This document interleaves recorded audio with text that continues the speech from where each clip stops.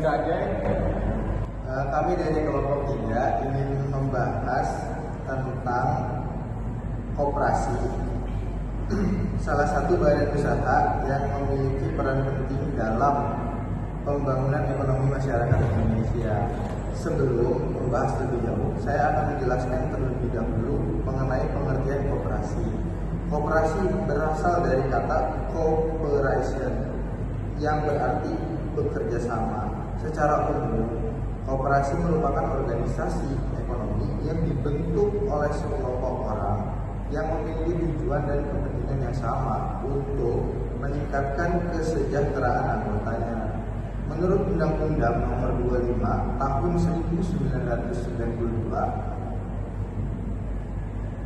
tentang perkooperasian, koperasi adalah badan usaha yang beranggotakan orang seorang atau badan hukum koperasi yang melandaskan kegiatannya berdasarkan prinsip koperasi sekaligus sebagai gerakan ekonomi rakyat yang berdasarkan asas kekeluargaan. Artinya, koperasi tidak hanya berfungsi sebagai badan usaha yang mencari keuntungan, tetapi juga sebagai organisasi yang mengutamakan kepentingan dan kesejahteraan anggotanya.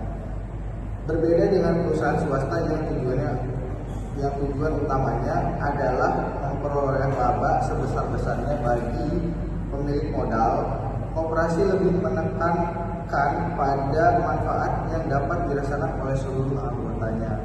Dalam koperasi, setiap anggota memiliki kedudukan yang sama. Tidak ada anggota yang lebih berkuasa hanya karena memiliki modal yang lebih besar. Semua anggota memiliki hak suara yang sama dalam pengambilan keputusan. Selanjutnya saya akan menjelaskan mengenai sejarah koperasi. Koperasi pertama kali berkembang di Inggris pada tahun 1844 melalui kelompok pekerja yang dikenal dengan nama Rochdale Pioneers. Mereka mendirikan koperasi sebagai upaya untuk meningkatkan kesejahteraan masyarakat yang saat itu mengalami kesulitan ekonomi akibat revolusi industri. Di Indonesia, perkembangan koperasi tidak terlepas dari peran Muhammad Hatta atau yang dikenal dengan Bung Hatta, yang dikenal sebagai Bapak Koperasi Indonesia. Beliau memiliki pandangan bahwa koperasi merupakan bentuk usaha yang paling sesuai dengan kepribadian bangsa Indonesia yang menjunjung tinggi nilai gotong royong dan kekeluargaan. Karena itulah koperasi menjadi salah satu pilar penting dalam sistem perekonomian Indonesia sebagaimana tercantum pada pasal 33 Undang-Undang Dasar 1945 yang menyatakan bahwa perekonomian disusun sebagai usaha bersama berdasarkan asas kekeluargaan. Saat ini koperasi telah berkembang sebagai sektor seperti perdagangan, pertanian, perikanan, jasa, pendidikan, dan simpan pinjam. Keberadaan koperasi memberikan manfaat yang besar bagi masyarakat karena mampu membantu pemenuhan kebutuhan ekonomi dengan biaya yang lebih terjangkau. Demikian penjelasan mengenai pengertian dan sejarah koperasi. Selanjutnya akan dijelaskan oleh Dava mengenai prinsip, asas, nilai, dan tujuan koperasi. Baik, terima kasih Bang Hatta. Selanjutnya saya akan menjelaskan mengenai prinsip, asas, nilai, dan tujuan koperasi. Dalam menjalankan kegiatannya, koperasi memiliki asas yang menjadi landasan utama, yaitu asas kekeluargaan. Asas kekeluargaan berarti seluruh anggota koperasi bekerja sama untuk mencapai tujuan bersama tanpa mengutamakan kepentingan pribadi. Selain asas kekeluargaan, koperasi juga memiliki nilai-nilai yang harus diterapkan oleh seluruh anggota, antara lain kejujuran, tanggung jawab, demokrasi, persamaan, solidaritas, keadilan, dan gotong royong. Nilai-nilai tersebut menjadi dasar dalam menjalankan kegiatan koperasi sehari-hari. Selanjutnya adalah prinsip-prinsip koperasi. Prinsip koperasi meliputi 1. Keanggotaan bersifat sukarela dan terbuka. Artinya, setiap orang dapat menjadi anggota koperasi tanpa adanya paksaan. Semua orang memiliki kesempatan yang sama untuk bergabung selama memenuhi persyaratan yang ditetapkan. Yang kedua, pengelolaan dilaksanakan secara demokratis. Dalam koperasi berlaku prinsip satu anggota satu suara. Jadi keputusan tidak ditentukan oleh besarnya modal yang dimiliki anggota, melainkan sesuai musyawarah dan kesepakatan bersama. 3. Partisipasi ekonomi anggota. Setiap anggota berkontribusi dalam permodalan dan kegiatan koperasi. Keuntungan yang diperoleh koperasi nantinya dibagikan sesuai dengan partisipasi anggota. 4.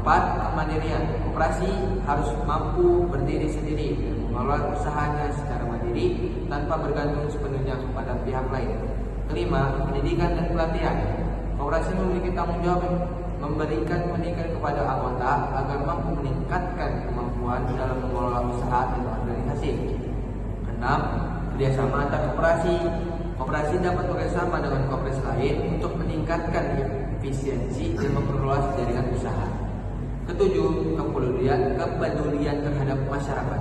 Koperasi tidak hanya berfokus pada keuntungan tetapi juga berperan dalam meningkatkan kesejahteraan masyarakat sekitar.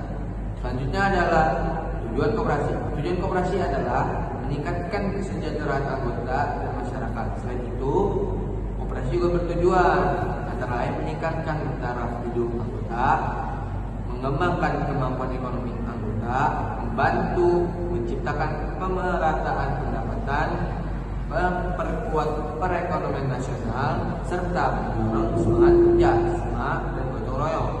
Melalui tujuan tersebut, koperasi menjadi sarana yang efektif dan membangun ekonomi masyarakat yang lebih adil dan merata. Demikian penjelasan dari saya. Selanjutnya Hafid akan menjelaskan mengenai jenis-jenis koperasi, fungsi koperasi, serta sumber modal koperasi. Terima kasih. Ya, terima kasih Bapak. Pada kesempatan ini saya akan menjelaskan mengenai jenis-jenis koperasi, fungsi koperasi, dan sumber modal koperasi. Yang pertama adalah koperasi konsumsi. Koperasi konsumsi menyediakan barang-barang kebutuhan sehari-hari bagi anggotanya. Contohnya adalah koperasi mahasiswa yang menjual alat tulis, makanan ringan, dan perlengkapan kuliah. Yang kedua adalah koperasi simpan pinjam. Koperasi ini bergerak dalam bidang penghimpunan dana dan pemberian pinjaman kepada anggota. Tujuannya adalah membantu anggota memperoleh modal dengan bunga yang relatif ringan. Koperasi produksi. Koperasi produksi beranggotakan para produsen yang bekerja sama dalam menghasilkan barang atau jasa. Contohnya koperasi petani, koperasi nelayan, dan koperasi pengrajin. Yang keempat, koperasi pemasaran. Koperasi pemasaran membantu anggota memasarkan hasil produksi agar memperoleh harga yang lebih baik. Yang kelima, koperasi jasa. Koperasi jasa memberikan pelayanan tertentu kepada anggota seperti jasa transportasi, jasa asuransi, atau jasa pendidikan. Selain jenis koperasi, terdapat fungsi koperasi yang sangat penting dalam kehidupan ekonomi masyarakat. Fungsi koperasi antara lain, yang pertama adalah mengembangkan potensi ekonomi anggota. Yang kedua, meningkatkan kualitas hidup masyarakat. Dan yang ketiga, menjadi alat perjuangan ekonomi rakyat. Keempat, memperkuat ekonomi nasional. Kelima, menciptakan lapangan kerja. Dan yang keenam, menumbuhkan budaya menabung dan berwirausaha. Selanjutnya saya akan menjelaskan sumber modal koperasi. Modal koperasi berasal dari dua sumber, yaitu modal sendiri dan modal pinjaman. Modal sendiri terdiri dari yang pertama simpanan pokok, kedua simpanan wajib, ketiga dana cadangan, keempat hibah. Sedangkan modal pinjaman dapat berasal dari anggota koperasi, koperasi lain, bank, lembaga keuangan, dan pihak ketiga. Modal tersebut digunakan untuk menjalankan berbagai kegiatan usaha koperasi. Pengelolaan modal yang baik akan membantu koperasi berkembang dan memberikan manfaat yang lebih besar bagi anggota. Demikian penjelasan dari saya.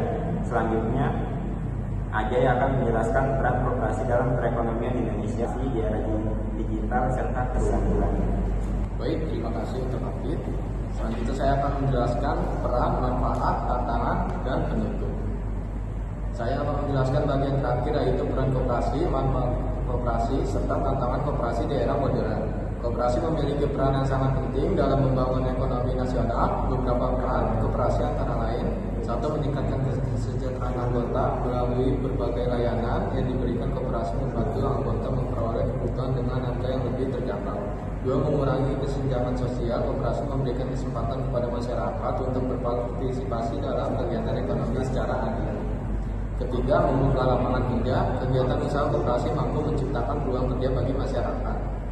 Keempat, mendukung UMKM. Koperasi membantu pelaku usaha kecil memperoleh akses permodalan, pelatihan, dan pemasaran. Yang kelima, memperkuat ekonomi nasional. Semakin banyak koperasi yang berkembang, maka semakin kuat pula perekonomian rakyat Indonesia. Selain peran tersebut, koperasi juga memberikan manfaat langsung kepada anggotanya. Manfaat koperasi antara lain, yang pertama memperoleh barang dengan harga yang lebih murah, yang kedua mendapat pinjaman dengan masyarakat yang mudah, yang ketiga mendapat bagian sisa hasil usaha atau SHU, yang keempat memperluas jaringan usaha, yang terakhir meningkatkan pengetahuan dan keterampilan ekonomi. Namun di era digital saat ini, di koperasi menghadapi berbagai tantangan. Beberapa tantangan tersebut antara lain, yang pertama rendahnya partisipasi anggota, yang kedua kurangnya pemanfaatan teknologi, yang ketiga persaingan dengan perusahaan besar, yang keempat keterbatasan sumber daya manusia, yang terakhir itu kurangnya inovasi dalam pengembangan usaha. Untuk menghadapi tantangan tersebut, koperasi perlu melakukan transformasi digital seperti penggunaan aplikasi, keuangan, pemasaran online, dan sistem administrasi berbagai teknologi. Selain itu, koperasi juga harus meningkatkan kualitas sumber daya manusia melalui pelatihan pendidikan. Sebagai generasi anak muda, kita dapat berkontribusi dalam melanjutkan koperasi dengan secara aktif menjadi anggota, mengikuti kegiatan koperasi, dan memanfaatkan layanan koperasi secara bijak.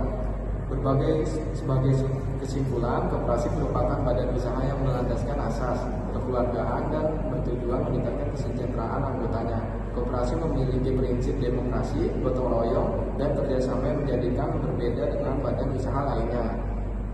Keberadaan koperasi sangat penting dalam mewujudkan ekonomi yang adil, merata, dan berkelanjutan bagi seluruh rakyat Indonesia. Demikian presentasi dari kelompok kami. Wassalamualaikum warahmatullahi wabarakatuh.